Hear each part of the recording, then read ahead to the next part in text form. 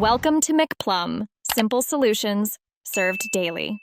In this video, I will show you how to program your Ford F150 key fob.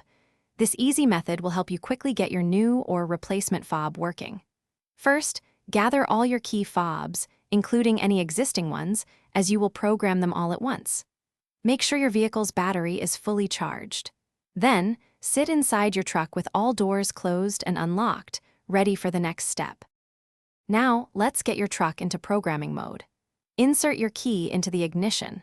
Turn the key from the OFF position to the RUN position and repeat this action 8 times. It's crucial to complete these 8 turns within a 10-second time frame. You'll know you've successfully entered programming mode when your vehicle's door locks automatically cycle, indicating it's ready for the next step. With your truck in programming mode, it's time to program each key fob. Take your first key fob and press any button on it. You must do this within 10 seconds of the door locks cycling. The door locks will cycle once more, confirming that this specific fob has been successfully programmed. If you have more key fobs, simply repeat this exact step for each additional one you need to program. To exit programming mode, simply turn the ignition key to the OFF position. This action will save all the key fobs you've just programmed.